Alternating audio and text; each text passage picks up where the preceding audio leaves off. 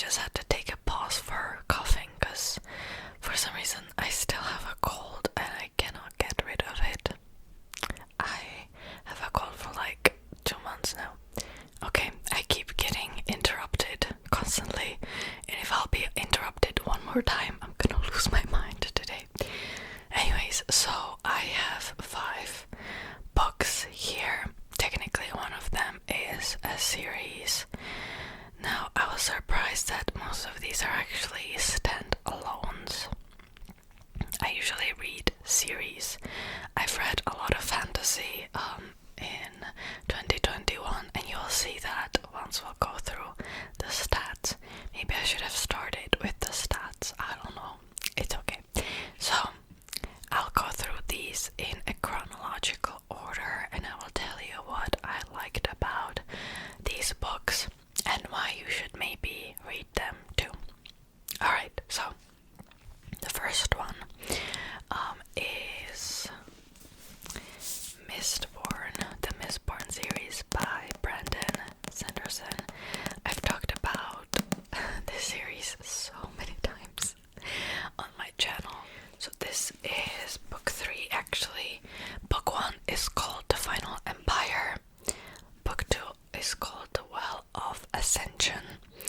And book 3, I have the book right here. Book 3 is called The Hero of Ages. And where do I even begin? This book series has an incredible world building, and it doesn't stop at book 1. Usually when it comes to fantasy series, authors sometimes kind of tend to dump everything on you in book 1, and then in like book 2 and 3 you will not learn anything new about the world. It's just about the plot and the characters. But that's not the case for these books, and you discover more of the world and you discover stuff that weren't there previously, and the world building is just top notch. I haven't read the Stormlight Archives by Brandon Sanderson yet, but I also have heard that it's a great book series as well, but it's not finished yet. Okay, also the magic system in the Mistborn trilogy, it's technically a trilogy, and then you have more books that take place 200 or 300 years after the events of the first ones. And I didn't enjoy the second series as much as the first one, so that's why I'm calling it a trilogy. It's technically a trilogy even though there are more books in the series. Okay, anyways, the magic system is great. It has its limitations, which is really important. Sometimes if you have a magic system where there are technically no rules, it can be, at least for me, a little off-putting. So yeah, because you can pretty much solve anything with the magic, and sometimes the plot just doesn't make sense because you can just fix everything with magic, but it's not the same. It's not the case in this series. Okay, so what else would I tell you? The characters are great. Brandon Sanderson knows how to write female characters when it comes to fantasy, because I read fantasy a lot, but sometimes if it's written by a male author, they just don't really know how to describe a female character. Like usually they only focus on like the body and the boobs, and it's my biggest pet peeve in fantasy. Like if I will read just awful descriptions of female characters, I would just not enjoy the series as much. But it's not the case for this series. Yeah, he writes very complex characters in general, very strong, but flawed. Yeah, great fantasy series. It is a high adult fantasy. I should have said that probably too. Okay, I'm thinking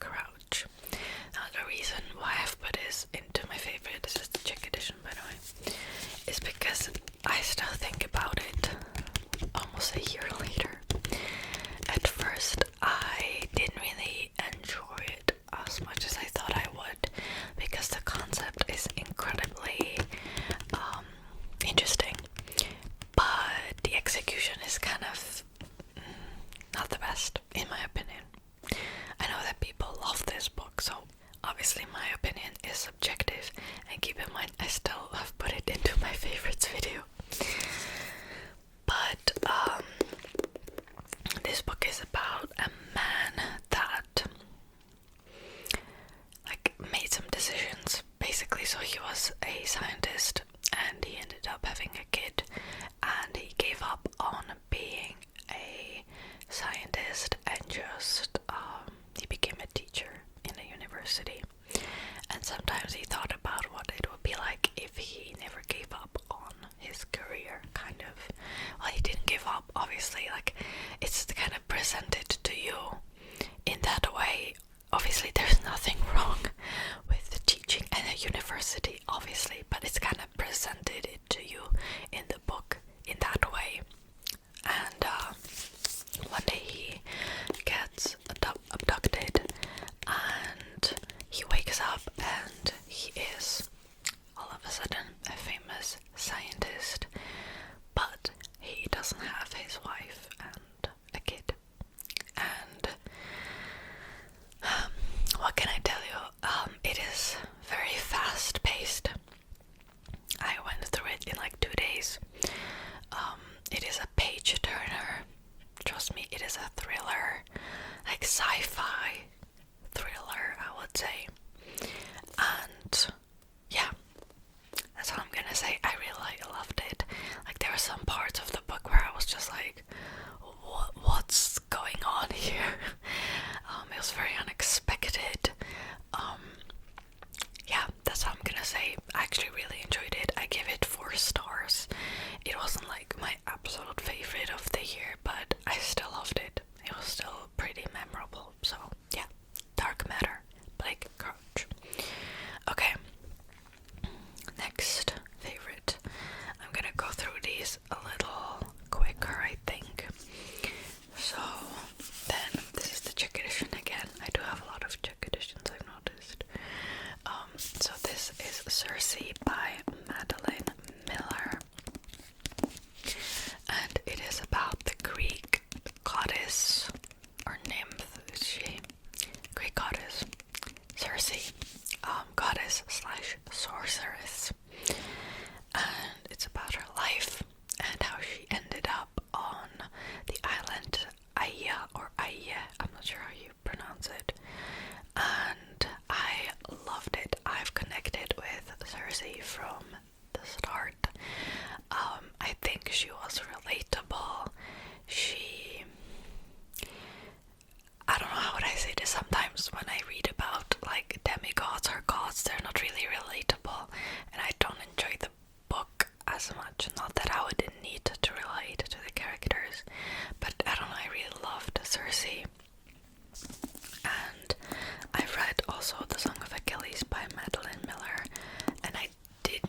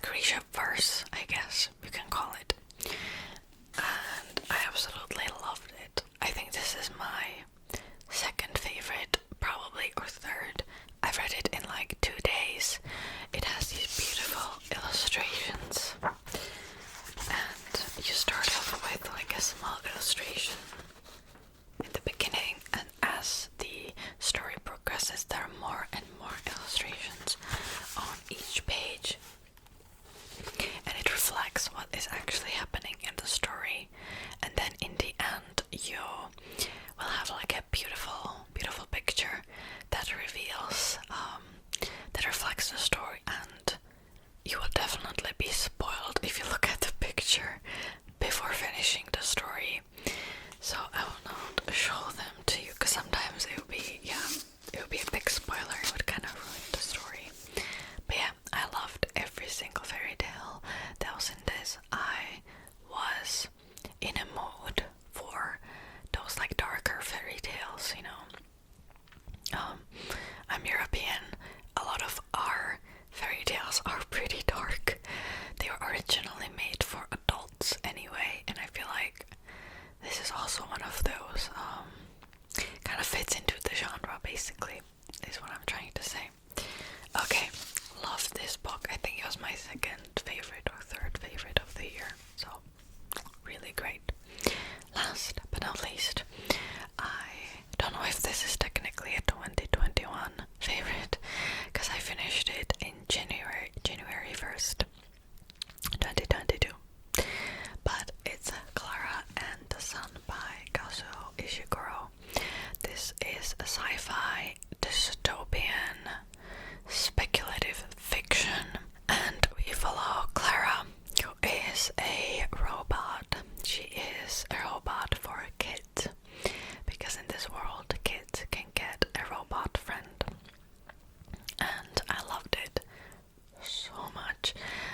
I was in a bit of a, not really reading slump, I guess, listening slump, because I've tried all different kinds of audiobooks and I was just not into them, and I ended up DNFing them, and it just came in like the perfect time, I guess. Now, one good thing is that I use Script, and it's basically like unlimited service. You can try all different kinds of audiobooks before you settle on one, and there's always the link in the description box if you want to start a 2-month trial, free trial instead of 1 month. I'm not paid for saying this, but if you sign up through my link, I get 1 month free of the service. And yeah, that's all I'm gonna say. I actually made a non-ASMR video talking about some events of the book. If you're interested, obviously it's filled with spoilers, but just in case you have read it already, it will be like right here somewhere, but keep in mind it's non-ASMR. Okay, now I'm gonna change the angle and let's go through some of my reading stats of 2021.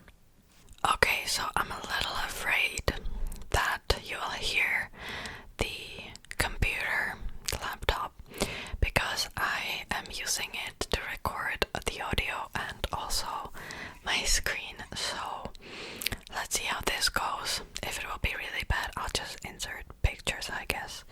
So let's start with Goodreads. My year in books 2021.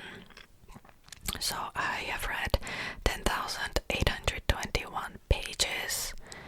I don't know, that's not bad, I think. And I have read 33 books.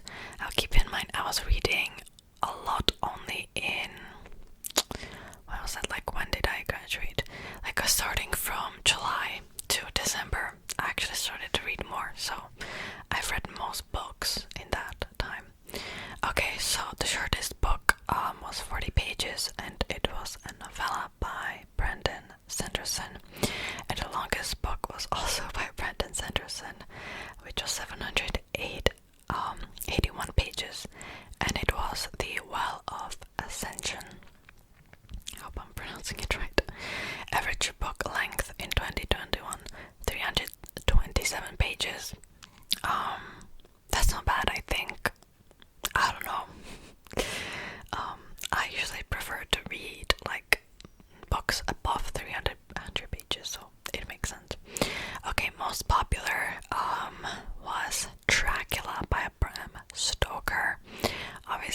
a very well-known classic. More than almost 2 million people, actually, almost 2 million people also shelved it. Least popular was a children's book about a guinea pig, and it was The Adventures of Harry Stevenson. I loved this story. It was so good. Highly recommend. Okay, and it's by Ali Pierre. Okay, my average rating for 2021 was 4 stars. That's interesting because I think there were a lot of books that I loved that I gave 5 stars to, but a lot of books that were just mediocre and I gave them 3 stars. And there were only a few books that I really didn't like. So, yeah. Okay.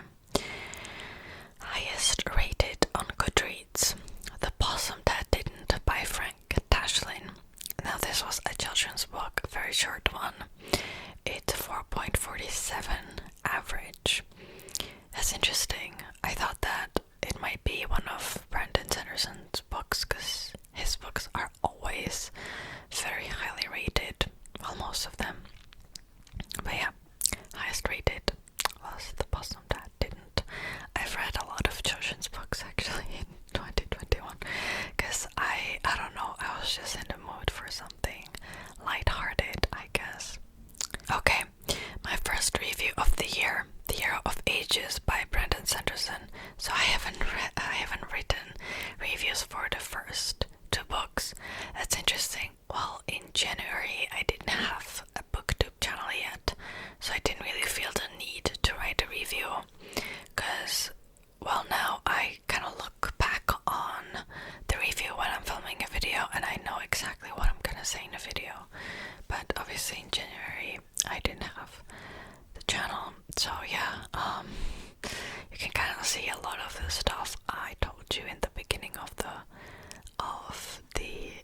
video is here. Yeah, and it's true, after finishing this book I went on a shopping spree and I bought almost all of his books because I know I'm going to love them. It's almost like fanatic a little bit. Well, the thing is, I haven't read a lot of his books since then, actually, now that I think about it. I continued the Mistborn series, but that's it. Anyways, okay. Later on in the year I kind of stepped up my reviewing game a little bit and I talked more about like what I loved, what I didn't love, but yeah. So you can see all of the books that I've read in 2021. Let's just go through them. You can see Cersei, Northanger Abbey, The Song of Achilles, Simon versus the Homo Sapiens Agenda. I hated that book. I think I talked about it in a video actually. Little Fires Everywhere, Song of Echoes, that book was given to me by the author Sadie by Courtney Summers. For example, I've rated Sadie 5 stars, but yeah, I wouldn't really include it in my favorite books because I don't know, I almost forgot that I have read it. It wasn't really memorable, I guess. I don't know. Caraval. Yeah, you can kind of see a lot of fantasy. Then I have read also the second and third book in the Caraval series, even though I didn't really like them. The Octonami, I made a special unboxing video with the book, and A Christmas Carol. My last review of the year was the finale of Caraval, and I was not really into the book as much. You can kind of see it. I guess there are some mild spoilers in this, so yeah.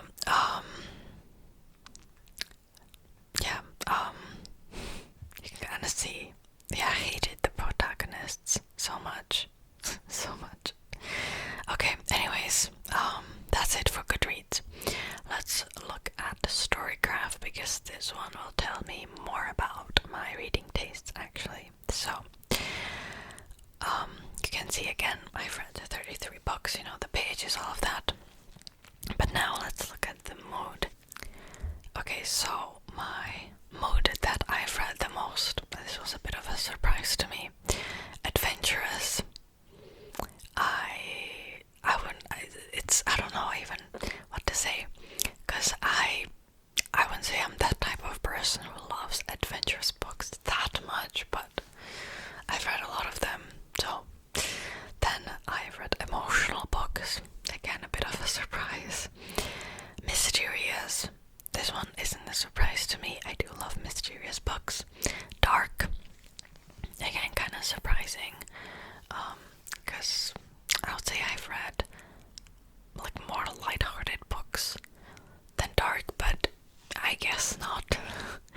Reflective, and then the rest are tense, light-hearted, funny, sad, informative, and what's this one? Hopeful. Only one book was hopeful. Interesting. Okay. Pace. The majority of books that I've read were fast-paced, and this isn't really a surprise for me, because I do like fast-paced books a lot. So that was 45%, medium 36%, slow 18%. Yeah, I'm not that big of a fan of slow books. Page number, the majority, 50%, was between 300 to 500 pages. Yeah, this makes sense. I usually like to read within that range. Books above 500, only 13%. Not bad, not bad. I usually feel intimidated by those. So yeah, and less than 300 pages, 38%. Again, not really that surprising. Okay, the majority of my reading was fiction, 97%, and non-fiction 3%. I would like to change that in 2022. For sure, I want to read more non-fiction and just more genres in general. Now let's look at the genres, because oh boy. So, the absolute majority, fantasy. Like, yeah, fantasy clearly is dominating a lot. And I feel like, especially these days, when I'm reading fantasy books, it's putting me into a bit of a reading slump, so I need to change that a little bit. I need to read other genres. Then young adult is second. Again, not really surprising, because young adult books usually are easier to read, so I just speed through them. Yeah. The third one is very surprising, romance. I can think of one book that was just romance genre. Maybe like some of the young adult fantasy were like fantasy romance. It's not really my thing, actually. I don't know why I've read so many, but yeah, I'm probably not gonna read as much in 2022. Then classics. That's pretty great, I think. I don't know, I want to read more classics. It's number 4. That's not bad, I think. Okay, and then short stories are also number 4, technically, in the 4th place. That's funny, because I'm not that big of a fan of short stories, but I don't know. And then thriller is in the 5th place, and then children's, LGBTQIA, mystery, literary, or historical contemporary. They're pretty much on the same level. And then we have art, magical realism, travel, science fiction, politics, poetry, memoir, and history, all in one group basically. I'm surprised about magical realism, because I actually really love that genre. And science fiction, I love that genre too. I don't know why I haven't read that much. Now memoir, did I? Oh yeah, I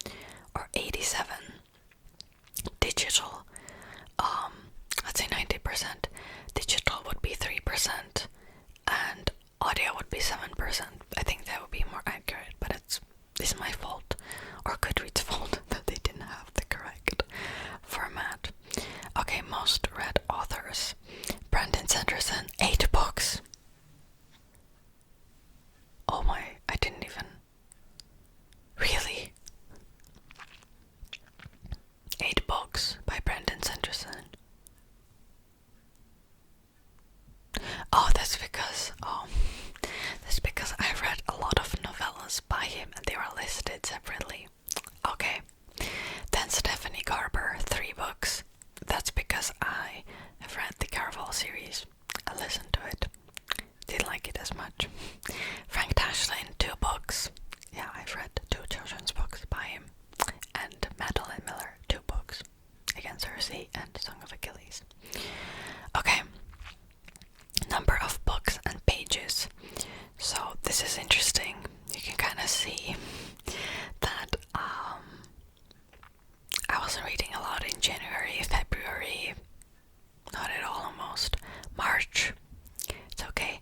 I find May kind of funny because I had to read a lot because I was preparing for this really difficult exam and I had to read a lot of textbooks, but instead I was reading a lot of fiction. So yeah, and then you can see in June, that's when I had the exam at the end of June, and so I wasn't reading at all because I was just panicking. I had to read a lot for the exam. So yeah, this is just very accurate. This is very accurate procrastination wise. Okay, yeah, and then you can see I've read a lot of it, like in September, October, and then I've read less in December because I was really busy. Okay, star rating. Yeah, 4.0. This is the same as you saw in Goodreads. I gave only 1 book 1 star, and 1 book 2 stars, and then the rest are 3 stars, and then 4 stars, 5 stars are the same. That's interesting actually. Okay, so that's it for today's video.